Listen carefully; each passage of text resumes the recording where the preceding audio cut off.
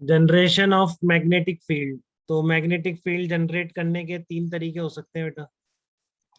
It can be generated around a permanent magnet, जो next part में हम पढ़ेंगे। तो इसके तीन पार्ट हो गए बेसिकली मैग्नेटिज्म वाले चैप्टर के।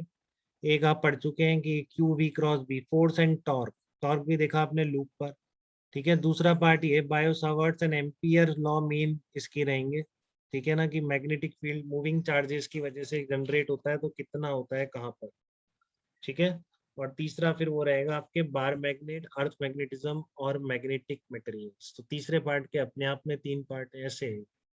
ठीक है, तो जनरेशन ऑफ मैग्नेटिक फील्ड कि आपका मूविंग चार्जेस की वजह से कहाँ कितना मैग्नेटिक फील्ड प्रोड्यूस होता है। तो मैग्नेटिक फील्ड परमानेंट मैग्नेट की वजह से भी होता है, चार्ज बॉडी की मूवमेंट से भी होता है, और ये भी बहुत इंटरेस्टिंग रहेगा आपके लिए कि changing electric field also produces magnetic field. ठीक उसी तरह से जिस तरह से changing magnetic field produces electric field. तो ये दोनों एक दूसरे को प्रोड्यूस करते हैं, इलेक्ट्रोमैग्नेटिक वेव्स इसीलिए चलती हैं।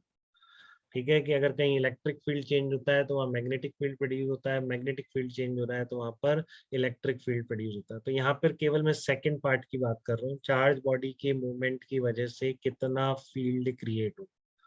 ठीक है, फर्स्ट पार्ट मैं नेक्स्ट चैप्टर नेक्स्ट सेक्शन में करूंगा इसी चैप्टर के।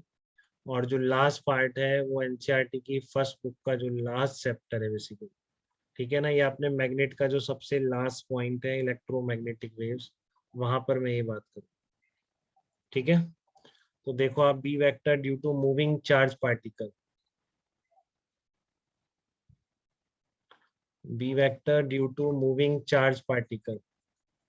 तो सबसे पहला लॉ है इसमें। ठीक है ना, कि आपका Q charge particle V vector से जा रहा है तो किसी पॉइंट पी पर जिसका पोजीशन वेक्टर इस चार्ज के रिस्पेक्ट में कितना है, आर वेक्टर। तो इस पी पॉइंट पर फील्ड इंटेंसिटी कितनी होगी, mu naught Q V cross R upon 4 pi R cube. ये फील्ड इंटेंसिटी कहलाएगी।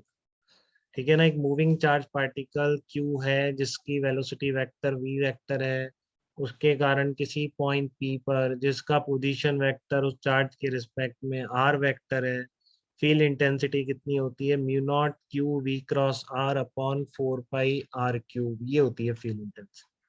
ठीक है, म्यू नॉट कितना होता है, 4 पाई इंटू 10⁻⁻⁷ होता है। ठीक है, तो ये बायो सावर्ट्स लॉ ये नहीं कहलाता है, तो ध्यान रखना। बोर्ड में कई बार एक की गलत कर दिया था किसी स्कूल वाले ने, मुझे ध्यान है। ठीक है ना, कि उसने अपने एग्जाम में इसको बायो सावर्ट लॉ या तो फिर किसी बुक में भी नहीं लिखा हुआ, तो गलती नहीं थी। अब बायो सावर्ट इसी को बोलते हैं कि इससे जब आप करंट निकालेंगे तो करंट की फॉर्म में जो एक्सप्रेशन है ना, वो बायो सावर्ट लॉ कहलाता है।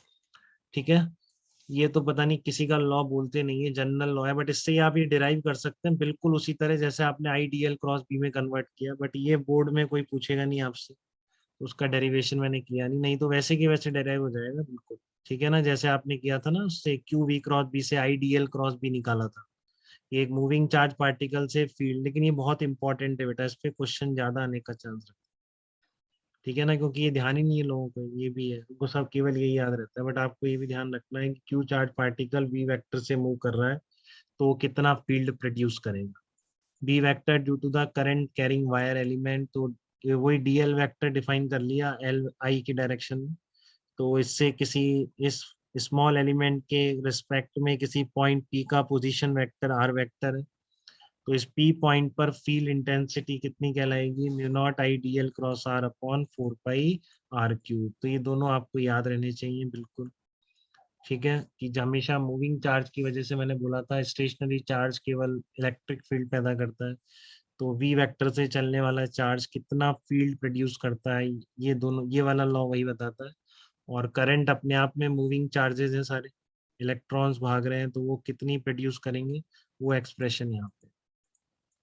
ठीक है, अब इम्पोर्टेंटली एक चीज सीखनी है आपको कि direction of B vector by the right hand thumb rule, तो वो कैसे देखते हैं। ठीक है, तो एक तरीका तो ये है, जैसे ये डीएल वेक्टर है, आपको यहाँ पी पॉइंट पर इंटेंसिटी की डायरेक्शन देखनी है। तो डीएल क्रॉस आर अंदर की तरफ आ रहा है कि नहीं बताइए। तो आई डीएल क्रॉस आर क्रॉस हो जाएगी ना यहाँ पे डायरेक्शन, ये समझ पा रहे क्रॉस प्रोडक्ट से, बोलिए बेटा। क्रॉस प्रोडक्ट से डायरेक्शन कितनी आ जाएगी, अंदर की यस तरफ, सर। इनसाइड द प्लेन आ जाएगी।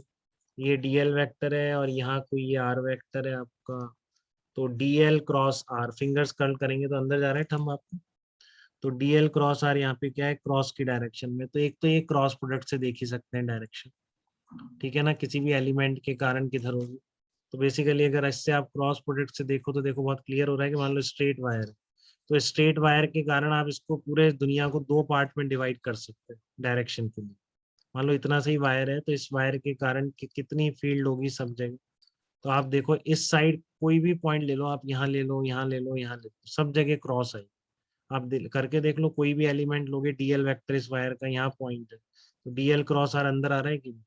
इसके लिए देख लो आई डीएल वेक्टर इधर है, आर वेक्टर इधर है, तो आपका आई डीएल क्रॉस अंदर आ रहा है कि नहीं? तो इधर जितने भी पॉइंट्स है ना सब पे क्रॉस होगी, कहीं पे भी ले लो उससे। और उधर जितने भी पॉइंट है, ये डीएल वेक्टर है, ये आर वेक्टर है, तो आप देखो आप डीएल क्रॉस आर कैसा आ रहा है, डॉट आ रहा है ना, तो इस साइड हर जगह डॉट होगी। तो एक तो तरीका ये है कि आपका कोई भी पॉइंट ले लो, इतना ही वायर इतना ही है, पॉइंट यहाँ पर है, डॉट प्रोड्यूस करेगा डायरेक्शन, ठीक है ना। तो आप स्ट्रेट वायर को दो पार्ट में स्प्लिट करके कहीं पे भी पूछ ले, फिर आप एक तरफ जो फील्ड आ रही है उस साइड हर जगह होगी, ठीक है। तो आप ऐसे भी देख सकते हैं। दूसरा राइट हैंड थंब रूल भी होता है, ठीक है। राइट हैंड थंब रूल क्या होता है वो देखिए आप, तो मैग्नीट्यूड तो इससे निकल ही जाएगा, मॉड लेके डायरेक्शन के लिए या तो क्रॉस प्रोडक्ट यूज करो या इस तरह का right hand thumb rule use करो। राइट हैंड थंब रूल इतना सा है बेटा कि आप अगर अपने थंब को along the direction of current रखेंगे, ठीक है ना, डायरेक्शन ऑफ करंट अगर थंब को रखेंगे तो जो कर्ल ऑफ फिंगर्स है that will represent the direction of field intensity. तो जैसे ये आपका इसके अलोंग अपने थंब को रख लो, तो जो कर्ल ऑफ फिंगर्स है वो अंदर जा रहा है, ठीक है ना। देखो ये आप अगर हैंड को अगर इसके अक्रॉस रखोगे तो आपकी कर्ल ऑफ फिंगर्स कैसे जाएगा, कर्ल ऑफ फिंगर्स ऐसे ही बनेगा जैसे यहाँ देखो, ये आपकी फिंगर्स अंदर की तरफ जाएगी, ठीक है ना। तो यहाँ पर सब जगह क्या हो जाएगा, क्रॉस फील्ड हो जाएगा। और अगर आप इधर लाओगे तो आप जैसे ही इसको थंब को इधर करोगे तो आपकी फिंगर्स बाहर नहीं निकलने लग जाएगी बेटा, बताइए, सारी फिंगर्स बाहर की तरफ आने लग जाएगी, तो इधर क्या आएगा, डॉट है। तो ये राइट हैंड थंब रूल से भी आप निकाल सकते हैं कि आप अपने करंट थंब को अगर करंट की डायरेक्शन में होल्ड कर लेते हैं तो curl of fingers will represent the direction of field intensity, या फिर आप क्रॉस प्रोडक्ट से देख लीजिए, वो आपकी मर्जी, ठीक है, बट गलत डायरेक्शन मत देखिए। तो मैं आपको ये थोड़ा सा और बता देता हूँ कि डिफरेंट डिफरेंट केसेस लेके डायरेक्शन, तो एक बार देख लेंगे आप।